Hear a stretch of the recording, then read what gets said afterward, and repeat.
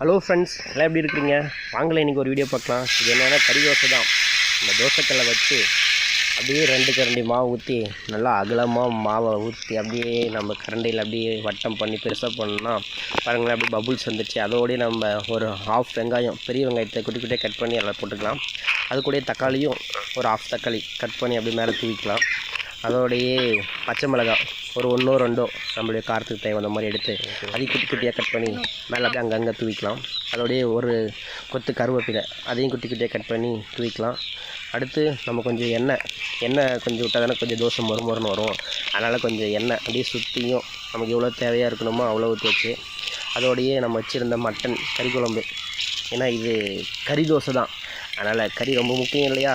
அதோடைய நமக்கு தேவையான ஒரு 5-6 கறி பீஸை போட்டு அது கூடயே ஒரு ஹாஃப் கரண்டி குழம்பு அப்படியே மேலே அப்படியே சுற்றியும் அப்படியே ஊற்றி நம்ம தோசை கரண்டி இருக்கு இல்லையா, அதை வச்சு அப்படியே சுற்றியும் இன்னும் எங்கெங்கெல்லாம் அந்த குழம்பு கறி பொருளையும் அதெல்லாம் அந்த மாவு பக்கமாக இழுத்து விட்டு அப்படியே இழுத்து ஒரு ரவுண்ட் ஷேப்பில் கொண்டு வந்துடுவோம். அப்படியே கொஞ்சம் அப்படியே சூடாகும் போது பார்த்திங்கன்னா நம்ம கட் பண்ணி வச்சுருந்த ஒரு மல்லி இலை அப்படியே கொஞ்சமாக மேலே அப்படியே தூவி விட்டு அப்படியே விட்டோன்னா கொஞ்சம் அப்படியே சூட்லேயே இருக்கும். அப்படியே நம்ம சுற்றியும் கொஞ்சம் கொஞ்சமாக கரண்டி விட்டு அப்படியே நம்ம திருப்பி போகிறதுக்காக அப்படியே கொஞ்சம் கொஞ்சமாக நம்ம இதை ரெடி பண்ணிகிட்டே இருப்போம். பாருங்களேன், நல்லா வெந்துருச்சுல, பார்க்கவே கொஞ்சம் ஆசையாக இருக்குன்னு. நீங்களும் இந்த மாதிரி கறி தோசை செஞ்சுருக்கீங்களா, இல்லை கடையில் சாப்பிட்ருக்கீங்களா அப்படின்னு பாருங்கள். இப்போ அப்படியே நம்ம விட்டு அப்படியே திருப்பி போட்டுடலாம். அதடா ஒரு பீஸ் போச்சு, சரி விடுங்க, போன கறி பீஸை மறந்துடுவோம், இருக்க கறி பீஸு தோசையாவது காப்பாற்றுவோம்.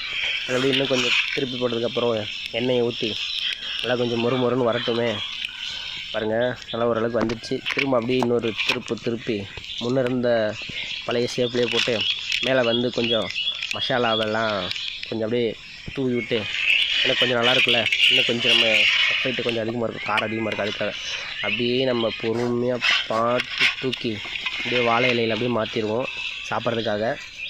ஓகே ஃப்ரெண்ட்ஸ், ஒரு வழியாக தோசை ரெடி ஆயிடுச்சு.